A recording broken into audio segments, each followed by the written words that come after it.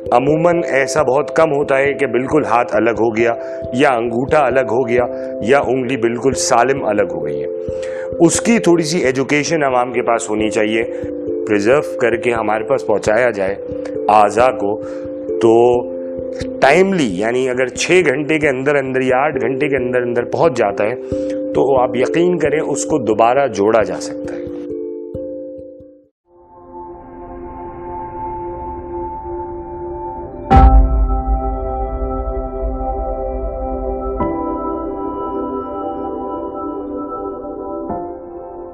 میرا نام ڈاکٹر بصالت ہے. میرا تعلق پلاسٹک سرجری ڈپارٹمنٹ سے ہے اور میں دارالصحت ہاسپٹل سے کافی عرصے سے منسلک ہوں. آج ہم بات کریں گے کامن ہینڈ انجریز کے اوپر, کیونکہ ہینڈ جو ہے وہ پلاسٹک سرجری کی ڈومین میں آتا ہے. سب سے پہلے تو یہ کلیئر کرنا پڑے گا کہ ہمارے عموماً ہاتھ کی چیزوں کو بھی آرتھوپیڈکس اور دوسری سب اسپیشلٹیز میں ٹریٹ کیا جا رہا ہوتا ہے, جبکہ پلاسٹک سرجنز جو ہوتے ہیں وہ اس کے لیے خاص طور پہ ٹرینڈ ہوتے ہیں ہینڈ انجریز کے لیے. ہینڈ انجریز میں سب سے کامن ہاؤس ہولڈ کے اندر جو ہوتی ہیں وہ ہے کہ جی چھری سے ہاتھ کٹ گیا. اب اس کے اندر جو مسائل ہوتے ہیں اس میں کبھی ٹینڈن وہ چیز ہوتی ہے جو پٹھے سے ہماری ہڈی کو جوڑتا ہے, جس کی وجہ سے ہمارا ہاتھ موومنٹ کرتا ہے. اگر ٹینڈن انجری ہو جاتی ہے تو موومنٹ ریسٹرکٹ ہو جاتی ہے, کبھی کبھار پین ہونا شروع ہو جاتا ہے, اور نیچرلی ہاتھ سے جب بھی کوئی چھری چھوٹی سی لگے یا زیادہ اللہ نہ کرے زخم لگے تو بلیڈنگ بہت زیادہ ہوتی ہے. عموماً لوگ جو ہیں وہ بلیڈنگ کی وجہ سے بہت پریشان ہو کر آتے ہیں ہمارے پاس کہ شدید خون بہہ رہا ہے, ڈاکٹر صاحب جلدی سے دیکھ لیجئے بہت زیادہ خون بہہ گیا ہے. اور اس میں کوئی دو رائے بھی نہیں ہے کہ خون بہتا بھی بہت ہے, ہاتھ میں ہماری سپلائی بہت زیادہ ہوتی ہے. مگر اس کا ایک بہت ہی آسان سا حل ہے. اگر آپ کے ہاتھ میں کہیں پہ بھی کوئی گلاس کٹ ہوا ہے, کسی شیشے کے ٹیبل سے چوٹ لگ گئی, یا پھر خواتین اکثر چھری پہ کام کر رہی ہوتی ہیں ان سے کوئی اپنا کٹ گیا ہے, تو آپ نے کچھ نہیں کرنا, اس جگہ کو ٹائی کرنا ہے پراپرلی اور اپنے ہاتھ کو اونچا ایلیویشن دے دینی ہے.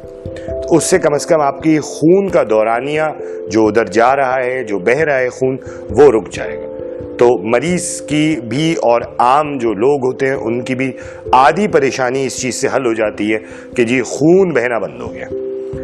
دوسری چیز یہ کہ اگر آپ کو کہیں پہ بھی نائف کٹ یا گلاس کٹ انجری کوئی بھی چیز ہوئی ہے تو پھر آپ نے اس کو properly urgent first medical aid ضرور لینی ہے. جا کے فوری طور پہ قریبی جو بھی مستند ہسپتال ہے وہاں پہ دکھائیے.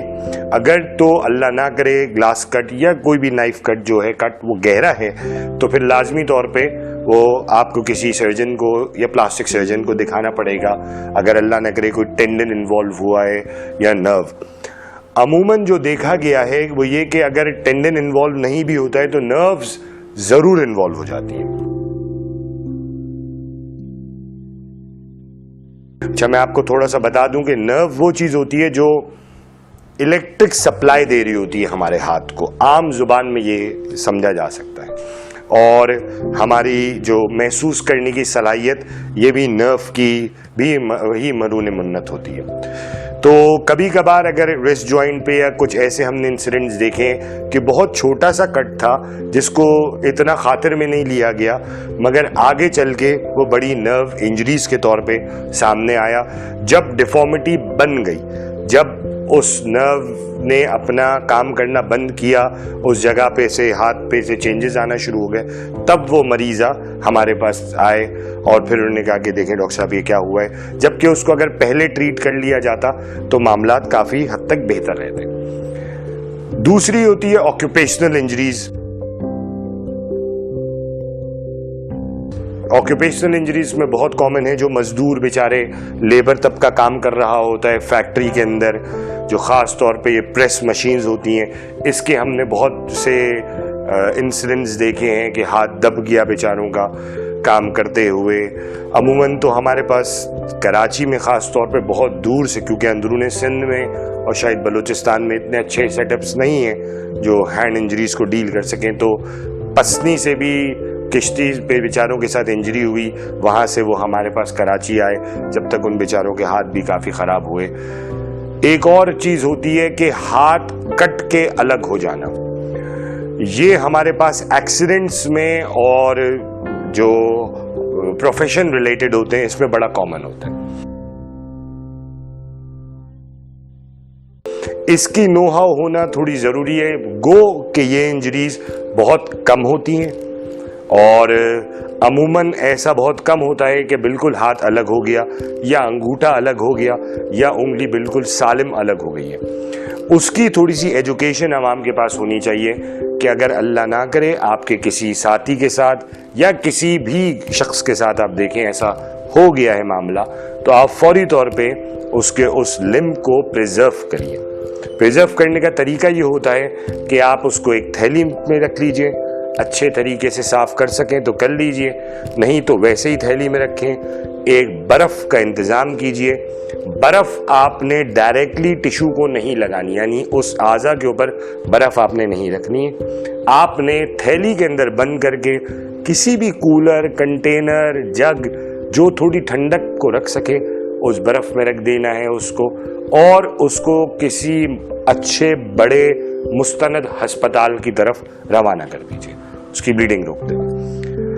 اس کے اندر ہمارے پاس یہ عام عوام کو بتانا چاہتے ہیں کہ اگر اللہ کر کے اگر اس طریقے سے کولڈ پریزرویشن بولتے ہیں اس کو, اس طریقے سے پریزرو کر کے ہمارے پاس پہنچایا جائے اعضاء کو, تو ٹائملی یعنی اگر 6 گھنٹے کے اندر اندر یا 8 گھنٹے کے اندر اندر پہنچ جاتا ہے تو آپ یقین کریں اس کو دوبارہ جوڑا جا سکتا ہے, وہ دوبارہ اپنا فنکشن کر سکتا ہے. تو یہ اگر ایک مزدور کے لحاظ سے آپ سوچیں کہ اگر ایک مزدور ہے جس کا اللہ نہ کرے کوئی انگوٹھا الگ ہو گیا کسی بھی کام کرتے ہوئے, کسی مشین کے اندر آتے ہوئے, اور اگر وہ کسی طریقے سے سالم بچ گیا ہے تو اس کو فوری طور پہ یہ پریزرویشن کر لیں.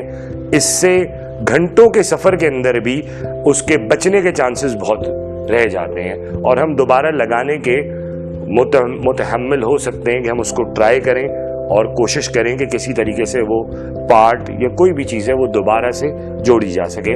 گھریلو اس کے اندر تو ہمارے پاس زیادہ سے زیادہ ہینڈ انجریز کے اندر وہ نائف کٹس جو کہ فیمیلز میں بہت کامن ہے, خواتین میں گھر کا کام کرتے ہوئے, یا پھر بچوں کے اندر شیشے کے اوپر ہاتھ ڈال دیا, شیشے کی ٹیبل کچھ ٹوٹ گئی اللہ نہ کرے, کچھ ایسے معاملات ہو گئے تو اس میں ہوتا ہے.